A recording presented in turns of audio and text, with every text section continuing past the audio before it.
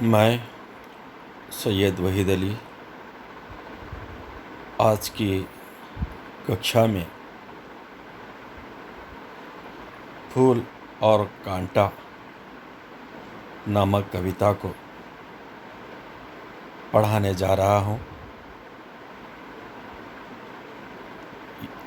जिसके कवि हैं अयोध्या सिंह उपाध्याय हरिऔध।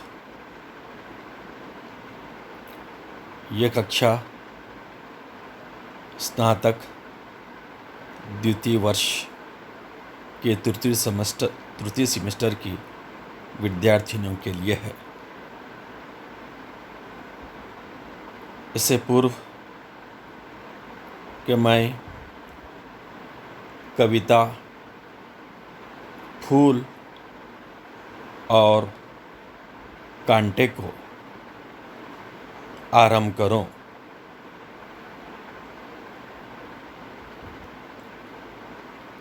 कवि का परिचय आपके सम्मुख प्रस्तुत करना चाहता हूं, क्योंकि कवि की विचारधारा, कवि की मानसिकता जो है वही कविता में परिलक्षित होती है। कविता को अच्छी तरह समझना है तो हमें कवि का परिचय जानना चाहिए। प्रस्तुत कविता फूल और कांटे के कवि अयोध्या सिंह उपाध्याय हरिऔध, उनका साहित्यिक परिचय हम देखते हैं। अयोध्या सिंह उपाध्याय हरिऔध द्विवेदी युग के प्रमुख कवि माने जाते हैं, जिनका जन्म 1865 में निज़ामाबाद ज़िला आज़मगढ़ में हुआ। उनके पिता का नाम पंडित भोला सिंह उपाध्याय और माता का नाम रुक्मिणी देवी था। 5 वर्ष की अवस्था में उन्होंने विद्या आरंभ की। सन 1879 में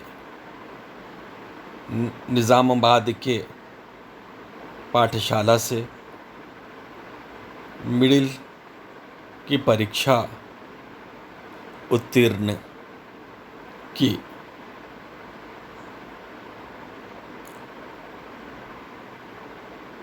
सन 1889 में उन्होंने कानून गो की परीक्षा उत्तीर्ण की और कानून गो का स्थायी पद प्राप्त किया। तत्पश्चात सन 1941 तक उन्होंने काशी विश्वविद्यालय में हिंदी विभाग में अपनी सेवाएं प्रदान की। हिंदी के अतिरिक्त संस्कृत, फारसी, उर्दू, गुरुमुखी तथा बंगला भाषा का ज्ञान स्वतः ही स्वाध्याय से प्राप्त किया। उनकी रचना प्रिय प्रवास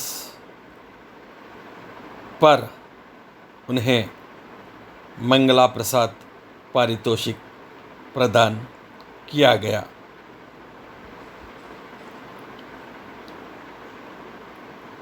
इस महान एवं प्रतिभा संपन्न साहित्यकार ने सन 1947 में हिंदी साहित्य जगत को अमूल्य उपदान प्रदान करके इस संसार से विदा ली। उनकी क्षति की पूर्ति करना ऐसा प्रतीत होता है कि बहुत ही मुश्किल है। इन्होंने काव्य, नाटक, उपन्यास की भी रचना की। इन्होंने जो काव्य लिखा है उनमें श्रेष्ठ है प्रिय प्रवास, रस कलश, वैदेही वनवास,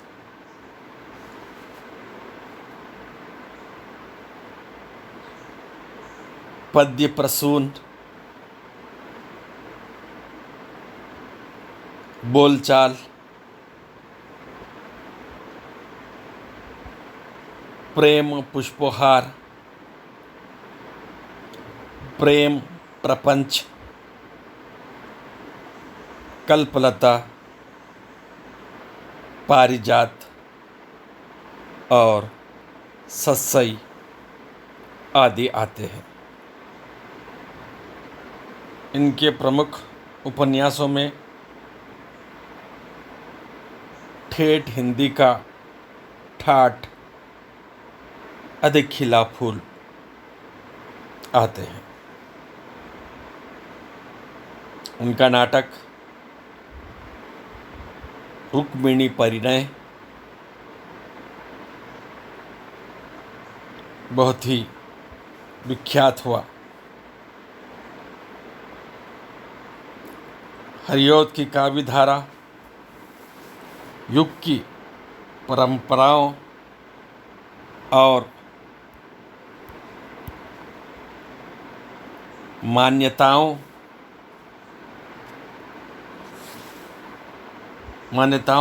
को साथ लेकर प्रवाहित हुई।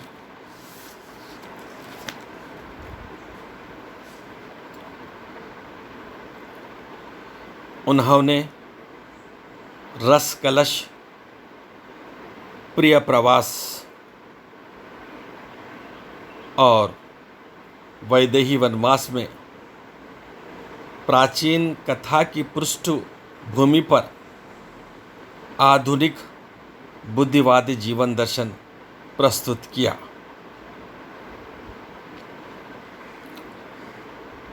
प्रिय प्रवास उनका कीर्ति स्तंभ है और ये खड़ी बोली हिंदी का प्रथम महाकाव्य है। वैदेही वनवास उनका दूसरा महाकाव्य है। सीता परित्याग का प्रसंग पाठकों के हृदय को द्रवीभूत कर देता है।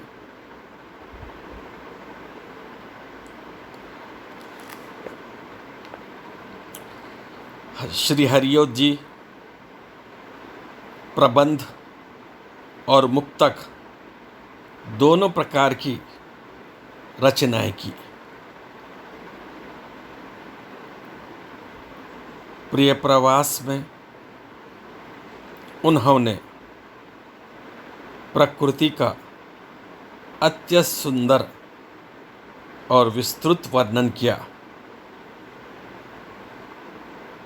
उनके काव्य में मुख्यतः संयोग और वियोग श्रृंगार तथा वात्सल्य की अभिव्यक्ति हुई।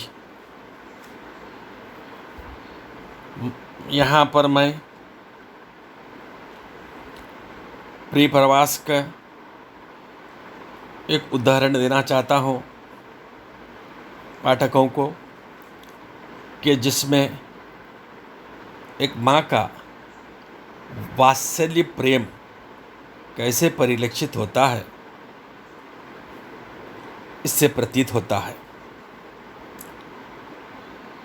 कि प्रिय यानी जिसको हम ज़्यादा चाहते हैं, कोई माँ अपने बेटे को ज़्यादा चाहती है। जब वही बेटा प्रवास करता है तो माँ को बहुत दुख होता है और ये माँ आकांक्षा करती है कि प्रवासी पुत्र दोबारा सुरक्षित लौटकर उसके पास आए। तो यहाँ पर एक माँ की ममता को प्रिय प्रवास में उन्होंने बहुत ही मार्मिक ढंग से प्रस्तुत किया है।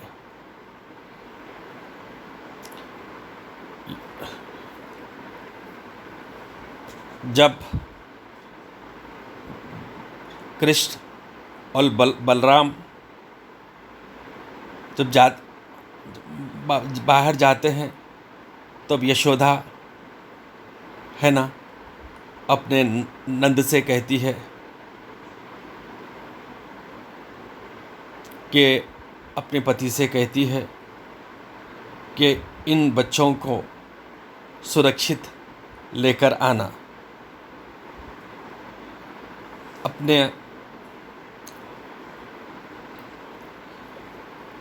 अपने पति से कहती है कि अपने बच्चों को सुरक्षित लेकर आना। यहाँ पर वो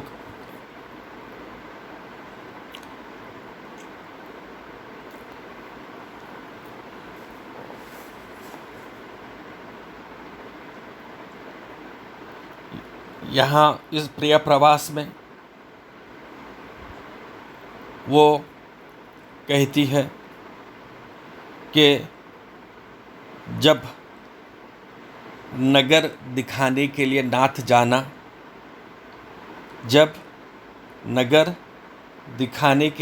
जाना, निज सरल कुमारों को खलौं से बचाना, संग संग रखना और साथ ही गृह ले आना, क्षण युग सुवन दुर्गों से दूर होने न पाए।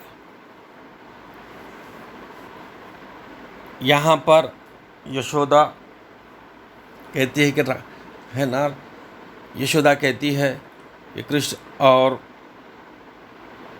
बलराम को यहाँ जब कंस के सभा में जब लेकर जाते हैं तो आप सुरक्षित ढंग से उनका ख्याल रखकर उन्हें वापस लेकर आना, और इस तरह अपने पति से विनती करती है।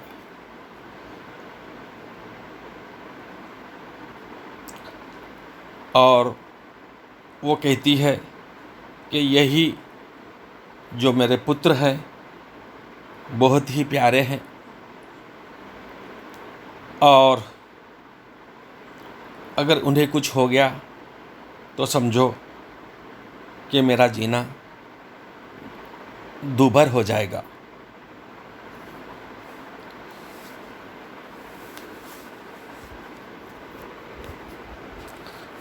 और अब यहाँ पर एक परिप्रवास में माँ कहती है, जिसमें माँ की ममता हमें दिखाई देती है कि वो कहती है, लख कर मुख सूखा सूखता है कलेजा, उर बिच प्रज्वलित होता है विलों के दुखों से, सिर पे सुत के आपदा जो नात आई, ये अवनी पठेगी, ये अवनी फटेगी और समा जाऊंगी मैं। वो यशोदा कहती है कि मेरे बच्चों का सूखा हुआ चेहरा मैं देखती हूँ तो मेरा कलेजा सूख जाता है, और उन्हें कुछ होता है, उन्हें अगर यदि दुख होता है, मेरे सीने में एक आग सी जलने लगती है, यानी प्रगाढ़ पीड़ा होती है। अगर ये बच्चों के ऊपर कुछ किसी न किसी वश कोई आपदा या कोई मुसीबत आ जाती है तो ये समझना कि ये अवनी, ये धरती फट जाएगी और मैं समा जाऊंगी। इस तरह मैं मर जाऊंगी कि मेरे बच्चों को कुछ हो गया। तो इस तरह इसमें, और वो आगे कहती है, जगकर कितनी रात मैंने बिताई, जगकर कितनी रात मैंने बिताई, ये हृदय मेरा भग्न कैसे न होगा, यदि कुछ दुख होगा बालकों के हमारे। ये बच्चों के पालन पोषण में मैंने कई रात जगकर बिताई हो। आप ही बताएं कि मेरा दिल कैसे टूटेगा नहीं, कैसे मुझे तकलीफ़ नहीं होगी यदि कुछ दुख होगा बालकों के हमारे। अगर हमारे बालकों को कुछ दुख होगा तो ज़रूर मैं ज़्यादा दुखी हूँ, क्योंकि उनके पालन पोषण में है ना, ये सारी रात मुझे जाग कर बिताना पड़ता। और इस तरह वात्सल्य प्रेम को हरियोध ने प्रिय प्रवास में प्राकृतिक सौंदर्यता के साथ साथ वात्सल्य प्रेम को दर्शाया है। ये इनका प्रमुख काव्य है, और अयोध्या सिंह उपाध्याय हरियोध की कीर्ति का कारण भी प्रिय प्रवास नामक काव्य है।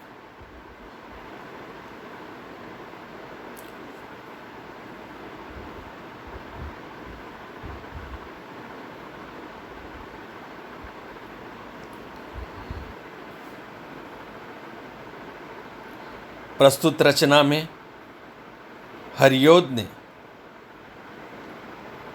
प्रस्तुत रचना फूल और कांटे में हरियोध ने ये प्रतिपादित किया है कि जिस तरह एक ही पौधे पर फूल और कांटे दोनों जन्म लेते हैं, किंतु दोनों के गुण अलग होते हैं, उसी तरह इस धरती पर फूल और कांटों के समान अच्छे और बुरे मनुष्य दर्शित होते हैं। अतः हमें अच्छे गुणों को अपनाकर बुरे गुणों को त्याग करना चाहिए। यही कविता फूल और कांटा है। इस संदर्भ में मुझे कबीरदास जी का एक दोहा याद आता है कि उन्होंने कहा, साई ऐसा चाहिए जैसे सूप सुभाए, साई ऐसा चाहिए जैसे सूप सुभाए, सार सार को गहन करे, थोता देई उड़ाए। यानी सज्जन व्यक्ति वो होता है जिसका स्वभाव एक सूप के समान होता है। जिस प्रकार सूप अच्छे अच्छे कण को लेकर भूसे को बाहर फेंकता है, इसी तरह एक सज्जन व्यक्ति भी किसी मनुष्य के अच्छे गुणों को अपनाकर दुर्गुणों को त्यागता है। तो अब हम फूल और कांटे नामक कविता को पढ़ेंगे। और कविता इस प्रकार आरंभ होती है जन्म लेते जगह में एक ही पौधा उन्हें है पालता, रात में उन पर चमकता चांद भी एक ही सी चांदनी डालता, मेह उन पर है बरसता एक सा, मेह उन पर है बरसता एक सा, एक सी उन पर हवाएं बही, पर सदा ही ये दिखाता है समय, ढंग उनके एक से होते नहीं। छेद कर कांटा किसी की उंगलियां फाड़ देता है किसी का वरवसन, प्यार डूबी तितलियों का पर कतर, भंवर का है भेद देता श्याम तन। फूल लेकर तितलियों को गोद में, फूल लेकर तितलियों को गोद में, भंवर को अपना अनूठा रस पिला, भंवर को अपना अनूठा रस पिला, निज सुगंधों और निराले ढंग से है सदा देता कली का जी खिला, है सदा देता कली का जी खिला। है खटकता, आखिरी चरण है कविता का। है खटकता एक सबकी आंख में, दूसरा है सोहता सुर शीश पर, किस तरह कुल की बड़ाई काम दे, जो किसी में जो हो बड़प्पन की कसर, जो किसी में हो बड़प्पन की कसर। यहाँ पर फूल और कांटों की तुलना करते हुए उन्होंने बताया, कवि ने बताया कि दोनों में कितना अंतर है। हाँ, एक दुख का प्रतीक है तो दूसरा सुगंध और खुश का प्रतीक है। एक ही जगह जब उन लोगों का जन्म होता है और जानते हैं कि संसार में भी इस धरती पर एक ही माँ से कभी दो पुत्र होते हैं। एक महान बनता है, दूसरा मूर्ख भी बन सकता है, जबकि माता पिता एक ही हैं और उन्होंने एक ही तरह दोनों का पालन पोषण किया। फिर भी दो पुत्रों में काफ़ी अंतर होता है। कोई महात्मा हो जाता है, कोई महान हो जाता है, तो कोई दूसरा शैतान हो जाता है, बुरा हो जाता है। तो कविता देखें, है जन्म लेते जगह में एक ही, फूल और कांटों का जन्म एक ही जगह होता है, यानी पौधों पर होता है। एक पौधे पर कांटे भी रहते हैं और उसके साथ फूल भी रहते हैं। दोनों का जन्म एक ही डाल पर होता है, एक ही पौधों पर होता है। और रात में उन पर चमकता चांद भी, चांद जो चमकता है अपनी जो ज्योत्सना और फूल और कांटे दोनों पर एक ही तरह भेजता है, उसमें चांदनी में दोनों में किसी प्रकार की कमी नहीं होती। एक ही सी चांदनी है डालता, और ज्योत्सना चांदनी भी एक ही जैसी डालता है।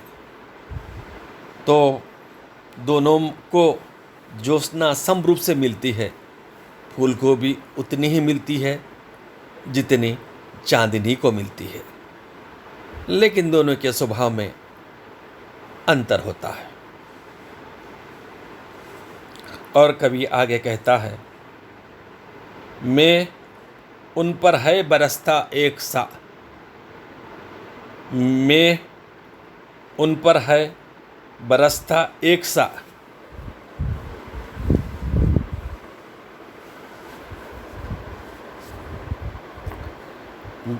यानी उनके ऊपर वर्षा भी एक समान होती है,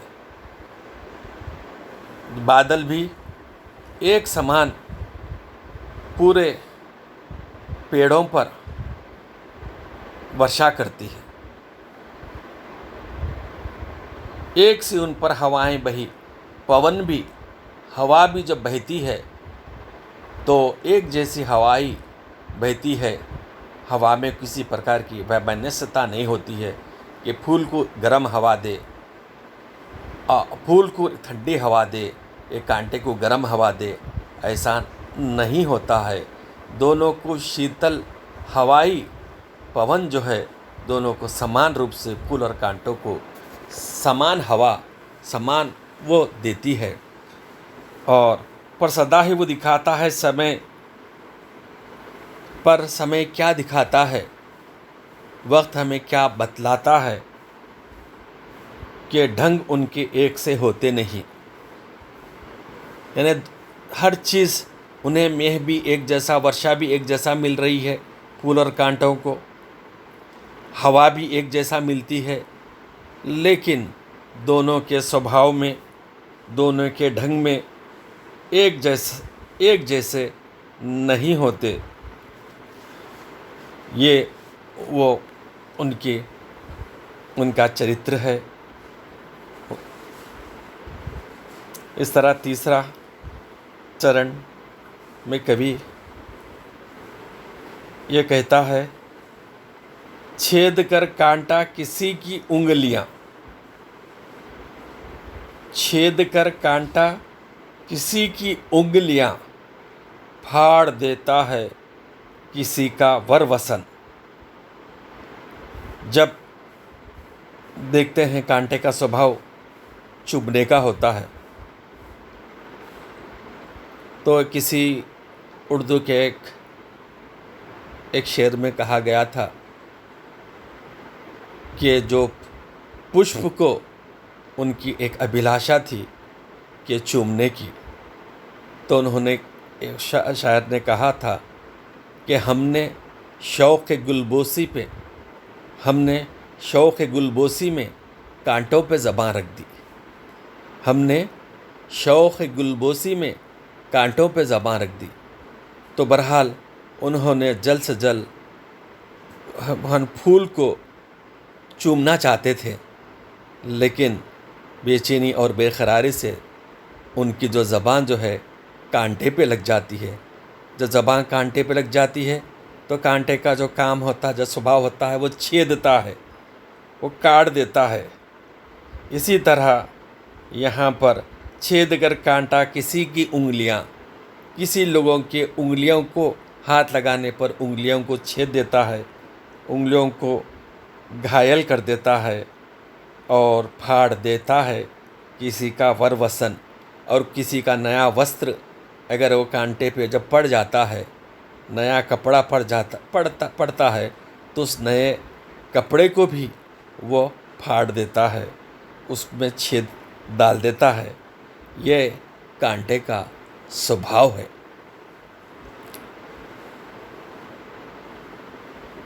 उसकी परिप्रेक्ष्य में और वो आगे क्या करता है कांटा देखें।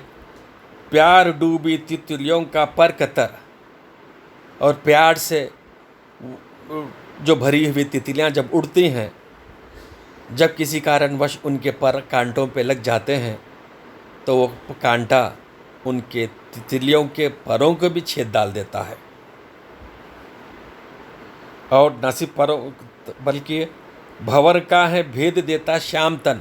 भंवर भी जो फूलों पे मंडराते रहते हैं, तो जैसे ही कांटा उन पर लग जाता है, तो उनका नीला जो तन जो है वो भी भेद जाता है, वो भी कट जाता है, वो भी घायल कर देता है। तो कांटा भंवरों है ना, तितलियों का पर छेद देता है भवन का जो नीला जो तन है उसको भी नष्ट, उसको भी दुख पहुंचाता है।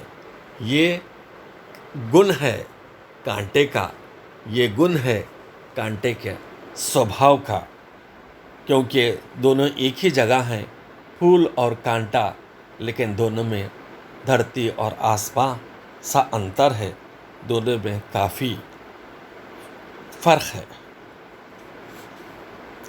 और चौथे चरण में कवि फूल की प्रशंसा कर रहा है।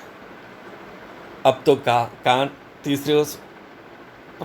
तीसरे चरण में उन्होंने कांटों के लक्षण को दिखलाए, तो अब चौथे चरण में उन्होंने फूल की प्रशंसा करते हैं।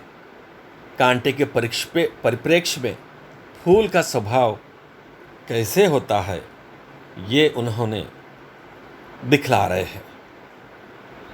फूल लेकर तितलियों को गोद में, फूल लेकर तितलियों को गोद में। फूल क्या करता है, जो भी तितलियां आते हैं उनको अपने वश में ले लेता है, अपनी गोद में ले लेता है, उन्हें अपने हृदय में स्थान देता है और भंवर को गोद में भंवर को अपना अनूठा रस पिला। और भंवर को क्या करता है कि अपना सुमधुर जो रस होता है, जो पुष्प के अंदर, उस सुमधुर रस का पान भंवर को जो है ना फूल कराता है। निज सुगंधों और निराले ढंग से, निज सुगंधों और निराले ढंग से है सदा देता कली का जी खिला। निज सुगंधों और निराले ढंग से है सदा देता कली का जी खिला। तो फूल क्या करता है, फूल की जो विशेषता होता है उसके अंदर सौरभ खुशबू होती है और वो हमेशा अपने सुगंधों से और अपने प्यारे ढंग से वो सदा सदा कली को जो कली को खुश करता है, कली को बहुत ही आह्लादित करता है। निज सुगंधों और निराले ढंग से है सदा देता कली का जी खिला। तो कली का जो जी होता है ना, वो हमेशा खुशबू प्रदान करता है। आप जानते हैं कि कली खुशबू तब आती है जब कली पुष्प में परिवर्तित हो जाती है। जो कली जब पुष्प में पड़ जाती है तो सौरभ जो उसकी जो सुगंध है चारों ओर फैलती है। उससे है ना सभी को वो कली हो या और जो पुष्प में जो परिवर्तित होती है सबको वो खुश कर देती है, सबके मन को खिला देती है, सबके मन को आह्लादित करती है। यह है कली और पुष्प की महिमा।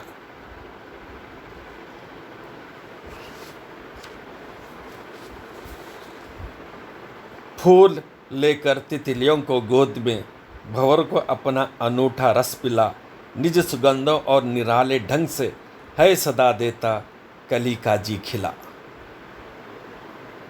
अंततः 5वें चरण में कवि ये कहता है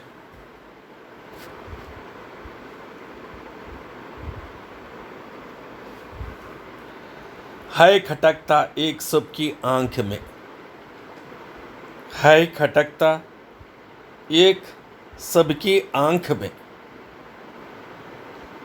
दूसरा है सोहता सुर शीश पर, दूसरा है सोहता सुर शीश पर।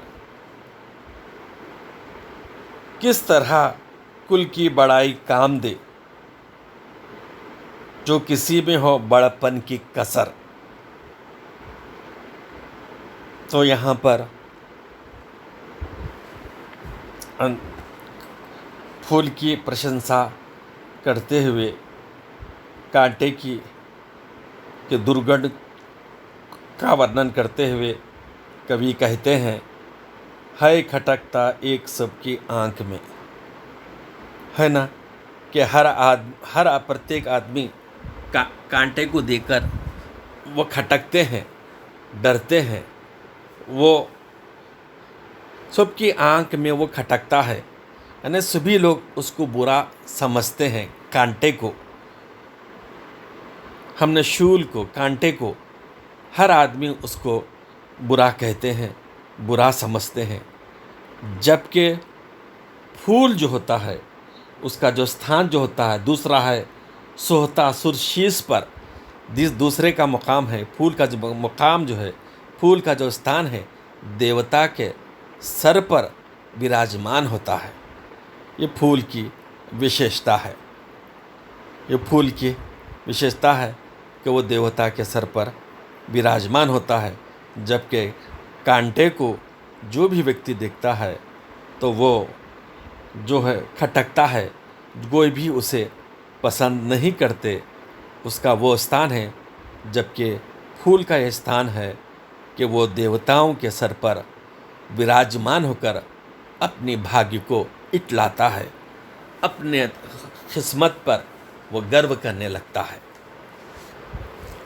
अब अंततः देखें किस तरह कुल की बड़ाई काम दे, किस तरह कुल की बड़ाई काम दे, जो किसी में हो बड़प्पन की कसर।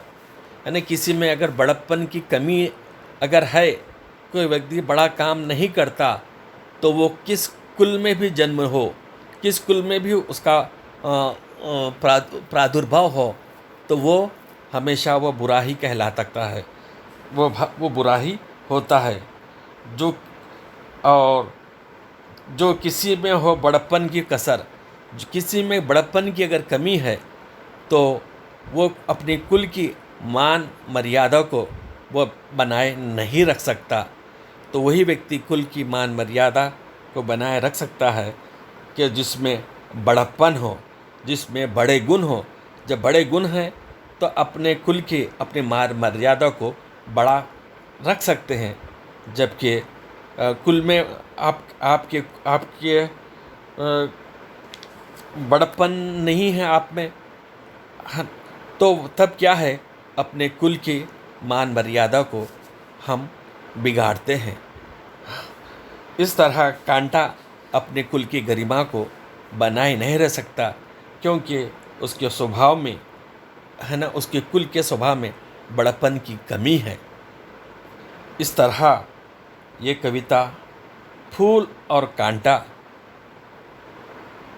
अयोध्या सिंह उपाध्याय हरिऔध ने लिखी है, और इसमें उन्होंने फूल की गरिमा की प्रशंसा करते हुए कांटे के स्वभाव की चर्चा की है। और फूल इसी तरह ये विद्यार्थियों को ये पाठ, ये सबक देना चाहते हैं कि हमारा जो व्यवहार हो, हमारा जो स्वभाव हो, हाँ, सदा फूल जैसा होना चाहिए। सदा हम मुस्कुराते रहना चाहिए। हमको अपने जीवन के कांटों को त्याग कर पुष्प को प्राप्त कर लेना चाहिए। हम सदा दूसरों का कल्याण करना चाहिए, हम सदा दूसरों की भलाई करना चाहिए।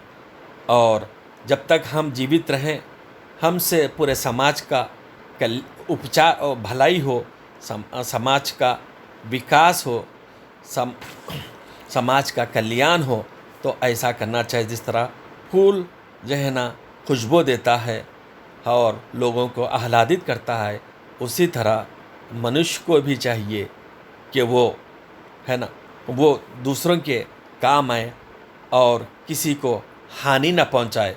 प्रत्येक कोई भी व्यक्ति कांटा न बने, हाँ, दूसरों को तकलीफ़ ना दे और ज़्यादातर फूल बनकर चारों ओर खुशियाँ फैलाते रहें और चारों ओर सुगंध को महकाते रहें।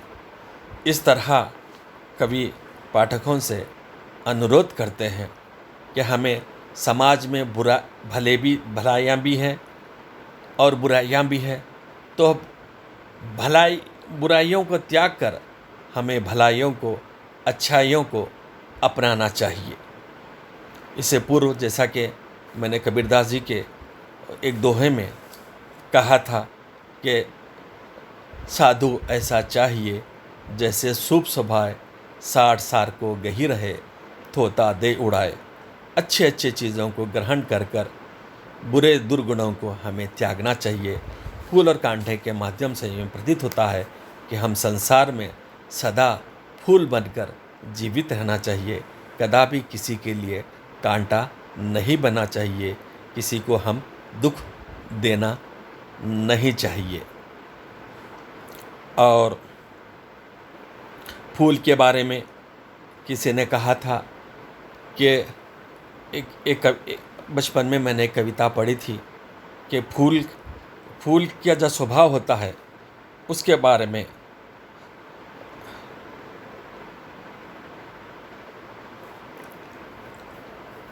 फूल का स्वभाव कैसे होता है। फूल ये कहता है, हंस हंस कर मर जाएंगे, हंस हंस कर मर जाएंगे, खिल खिल कर झड़ जाएंगे। कैसे जीना कैसे मरना, जब तक रहना हंसते रहना। हंसना इनसे मैं सीखूँगा, तेरे बगीचे में आऊँगा। दरवाजे को खोल दे माली, मुझे बुलाती डाली डाली। हंस हंस कर मर जाएंगे, खिल खिल कर झड़ जाएंगे। कैसे जीना कैसे बनना, जब तक रहना हंसते रहना। हंसना इनसे मैं सीखूँगा, तेरे बगीचे में आऊँगा। दरवाजे को खोल दे माली, मुझे बुलाती डाली डाली। इस तरह तो फूल की प्रशंसा होती है। फूल का जो जीवन है सदा वो मुस्कुराता ही रहता है। यदि उसके साथ है ना उसके साथ बुरे लोग भी हैं, तब वो बुराई का प्रभाव उस पर कदापि नहीं पड़ता। जिस प्रकार रहीम ने कहा कि जो रहीम उत्तम प्रकृति का, करी सकत कुसंग, चंदन विष व्यापत नहीं, लपटे रहत भुजंग। जो आदमी अच्छे स्वभाव का होता है, बुरे लोगों के साथ भी रहता है, लेकिन उस पर बुरा प्रभाव नहीं पड़ता।